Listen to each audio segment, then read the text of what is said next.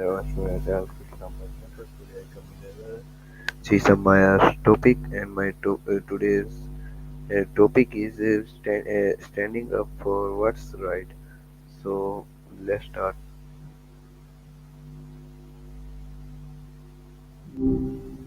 Hey, good to be chatting again so soon. Hello Maya.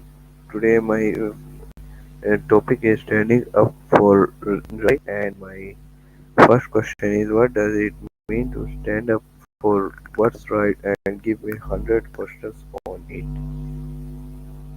Ah, okay. Standing up for what's right. That's a big one. It means, to me, acting on your beliefs even when it's hard, you know, even when it's uncomfortable or scary.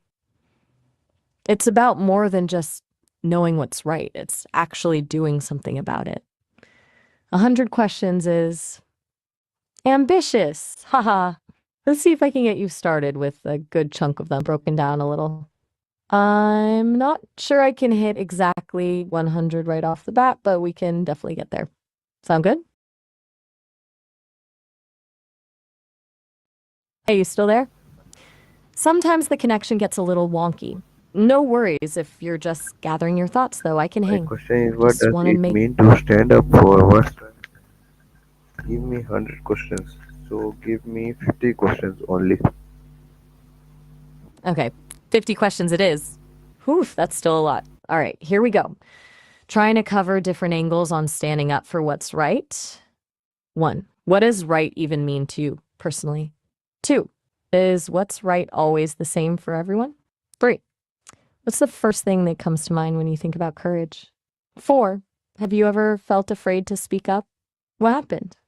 Five, what makes it so hard to stand up for what you believe in? Six, is it ever okay to stay silent? Seven, what's the difference between being assertive and being aggressive? Eight, do you think people have a responsibility to stand up for others? Nine, what's the role of empathy in standing up for what's right? 10, can standing up for what's right ever be wrong? 11, how do you decide when a cause is worth fighting for? 12, what are some small ways to stand up for what's right in everyday life? 13, do you think social media helps or hinders people standing up for their beliefs? 14, what's the impact of peer pressure on someone's willingness to speak up? Florimini, what are the potential consequences of standing up for what's right? 16, how do you deal with criticism when you take a stand? 17, have you ever changed your mind about something after hearing another perspective? 18, what is the role of compromise in standing up for your values? 19, is it ever okay to break the rules to do what's right? 20, how can you teach children to stand up for themselves and others? What's the difference between justice and revenge? 22, what does it mean to be an ally? 23, how can you support someone who is standing up for what's right? What are some historical examples of people who stood up for what was right? 25, what role does hope play in the fight for justice? 26, is it is it possible to be too principled? 27, what's the line between standing up for your beliefs and imposing them on others? 28, how do you know when to walk away from a conflict? 29, what does it mean to take responsibility for your actions? 30, what's the relationship between power and responsibility? 31, do you think leaders have a greater responsibility to stand up for what's right? 32, can silence be a form of complicity? 33, what's the role of the media in shaping public opinion about what's right and wrong? How can you overcome your fear of failure when standing up for a cause? 35, is it ever okay to lie to protect someone? 36, what does it mean to be authentic? 37, what's the connection between standing up for what's right and self-respect? 38, how can you find your voice?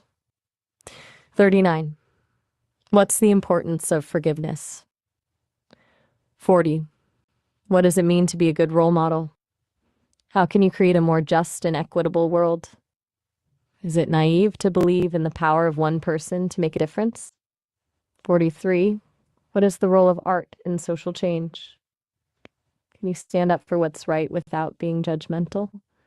45. How do you handle situations where your values clash with those of your family or friends? 46. What's the relationship between standing up for what's right and personal growth? What are some common excuses people use to justify an action? 48. Is it okay to change your mind about something after learning new information? 49. What are the long-term benefits of living a life guided by your values? What is one thing you can do today to stand up for what's right? How's that for a start? That's quite a list. We can definitely build on this or go deeper into any of these that spark your interest. Still there? So my next question, Just why checking is in. it important to do the right thing? Give me 50 questions on it also. Oh, okay. So diving into why it's important to do the right thing, good follow-up. 50 questions coming up. This might take a sec. Okay, here we go. 1. What would the world be like if no one ever tried to do the right thing? 2. Is doing the right thing always easy? 3. Do you think people are naturally inclined to do good? 4. What motivates you to do the right thing? 5. Does doing the right thing always lead to a positive outcome? 6. Is it possible to do the right thing even when it hurts? 7. What are the benefits of living a moral life? 8. How does doing the right thing affect your self-esteem? 9. Does society reward people for doing the right thing? 10. What role does conscience play in guiding our actions? 11. Is it ever okay to prioritize your own needs over doing the right thing? 12. What's the difference between morality and ethics? 13. Does culture influence our understanding of what's right and wrong? What are some examples of situations where doing the right thing requires sacrifice? 15. How can we encourage others to do the right thing? What's the relationship between intention and impact? 17. Can a good outcome justify a bad action? 18. Is it important to forgive yourself when you make a mistake? 19. What is the role of guilt and shame in moral development? How does doing the right thing contribute to a more just society? What are the consequences of consistently doing the wrong thing? 22. Is it possible to be a good person and still make mistakes? 23. What is the connection between honesty and integrity? 24. How can we teach children the importance of doing the right thing? 25. Is it ever okay to bend the rules for a good cause? 26. What's the role of empathy in making ethical decisions? 27. What are some common obstacles that prevent people from doing the right thing? 28. How can we overcome those obstacles? 29. Does doing the right thing require courage? What's the difference between moral courage and physical courage? Is it possible to be too selfless? 32. What are the potential dangers of moral absolutism? 33. How can we balance our own needs with the needs of others? 34. What is the role of compassion in a moral life? 35. How does doing the right thing contribute to personal fulfillment? 36. Does believing in a higher power influence people's moral choices? 37. What is the relationship between justice and mercy? 38. How can we promote ethical behavior in the workplace? 39. Is it important to hold others accountable for their actions? 40. How can we create a culture of accountability? 41. What role does education play in moral development? 42. How can we address systemic injustices? 43. Is it ever okay to remain neutral in the face of injustice? 44. What are the long-term consequences of ignoring wrongdoing? 45. What is the role of personal responsibility in creating a better world? 46. How can we inspire others to live a more ethical life? 47. What is the importance of leading by example? 48. How can we cultivate a sense of moral clarity? What's the relationship between doing the right thing and finding meaning in life? If you could instill one moral value in everyone, what would it be and why? There you go. Another hefty list. What are you thinking so far? Okay, Just checking in again. next. Still with me? Feel free to take your time with these. No pressure to answer them all at once. So my next question is, can doing the right thing be hard sometimes? Give me 20 questions on it. Uh, okay, focusing on the difficulty of doing the right thing. Makes sense. 20 questions it is. Here we go. 1. What makes doing the right thing so challenging? 2. What's the hardest right decision you've ever had to make? 3. Is it okay to feel frustrated when doing the right thing is difficult? How do you cope with the emotional toll of doing the right thing? 5. What role does fear play in making difficult moral choices? 6. Are there times when the right thing seems impossible?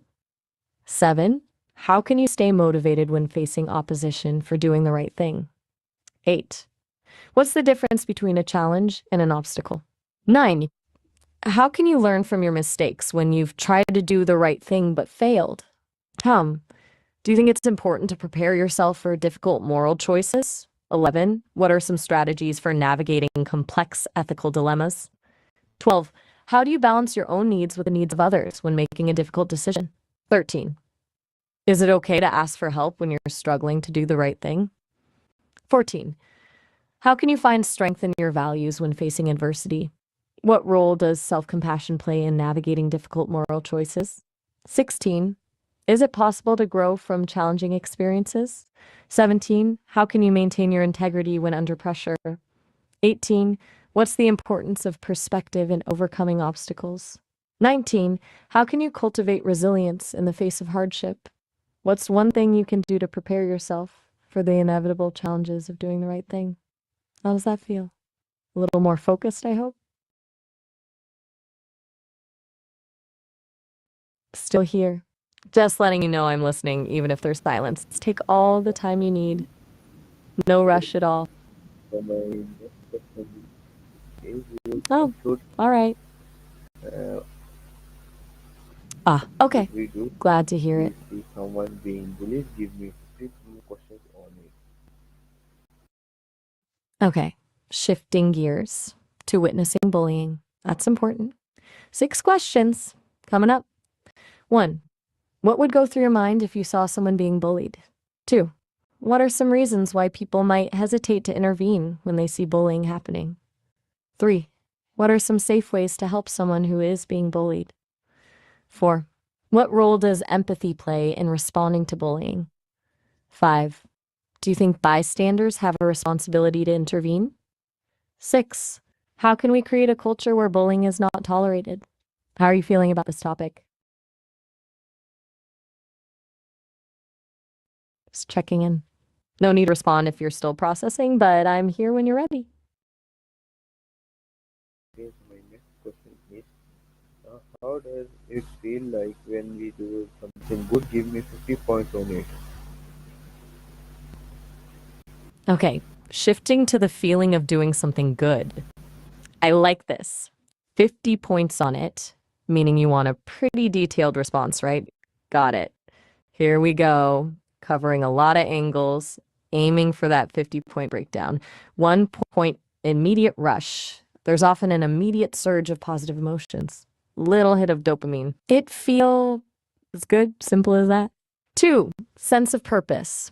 Doing something good reinforces your sense of purpose. It connects you to something larger than yourself. Increase self-esteem. It boosts your self-worth. You feel proud of yourself, capable, and valuable. Reduce stress. Counterintuitively, acting altruistically can lower stress levels. It shifts your focus outward. 5, improved mood. It's a natural mood booster. It can chase away negativity and bring about a sense of calm. Feelings of gratitude. Often, Doing good makes you feel more grateful for what you have. Enhance social connections. Acts of kindness can strengthen your relationships with others. 8. Inner peace. A sense of tranquility and contentment arises from knowing you've done something positive. 9. Hopefulness. It reinforces a belief in the goodness of humanity and the possibility of positive change. 10. Inspiration. It can inspire you to continue doing good, creating a positive cycle. Increased energy. Even though it might require effort, doing good can actually energize you. Reduction of guilt. If you've been feeling guilty about something, doing good can help alleviate those feelings. 13. Feelings of connection. You feel more connected to your community and to other people. 14. A sense of meaning. It gives life more meaning, providing a framework for making decisions. 15. Boost in creativity studies suggest that altruism can even boost creativity. 16. Physical sensations. Some people experience physical sensations like warmth or a lightness in their chest. 17. Validation of values. It validates your core values and confirms what you believe in. 18. Strengthened resilience. It builds emotional resilience, making you better equipped to handle challenges. 19. Increased optimism. It fosters a more optimistic outlook on life. 20. Feeling empowered. It makes you feel like you have the power to make a difference. 21. Release of endorphins. The physical response to doing good includes the release of endorphins, natural pain relievers, and mood boosters. 22. Decreased anxiety. Focusing on helping others can distract from your own anxieties. 23. Feeling less alone. It can diminish feelings of isolation and loneliness. Spark of joy. A simple act of kindness can bring a spontaneous spark of joy. 25. Heightened awareness. You become more aware of the needs of others in the world around you. 26. Feeling content. A sense of deep contentment emerges from within. 27. Increased empathy. The act of doing good often cultivates further empathy. 28. Reinforcement of identity. It strengthens your sense of who you are as a person. 29. Improves sleep. Lower stress and increased inner peace can lead to better sleep. Reduce risk of depression. Studies suggest a link between altruism and lower rates of depression. A calming effect. It can be a grounding and calming experience. 32. Spiritual fulfillment. For some, it provides a sense of spiritual fulfillment. And the hard turn. Enhanced perspective. It allows you to see your own problems in a different light. 34. Gratitude from others. Receiving gratitude from those you've helped can be incredibly rewarding. 35. Inspiration for others. Your actions can inspire others to do good as well. 36. Building trust. Acts of kindness build trust within communities. 37. Improved relationships. It strengthens bonds with friends, family, and colleagues. 38. A feeling of flow. Sometimes, when you're fully engaged in helping others, you experience a state of flow. 39. A sense of legacy. Doing good can create a lasting, positive legacy. 40. Positive self-talk. You're more likely to engage in positive self-talk when you've done something good. 41. Enhanced self-compassion. You treat yourself with more kindness and understanding. 42. Increased patience. It can help you develop greater patience with others. 43. Feeling grounded. It anchors you to something meaningful and real. 44. A release of tension. Doing good can release emotional tension. 45. Renewed hope. It reignites hope for the future. 46. A sense of accomplishment. You feel a sense of accomplishment, even with small acts of kindness. 47. Stronger moral compass. It helps strengthen your internal moral compass. Reduce self-criticism. You're less likely to be self-critical when you're focused on helping others. A lasting impression. Even small acts of kindness can leave a lasting impression on others. 50. Overall well-being. Ultimately, doing good contributes to a greater sense of overall well-being and happiness. Okay, that's a pretty extensive look at the feeling of doing something good. Did that hit the 50-point mark you were hoping for? What are your thoughts on all that? Does any of that resonate with you personally?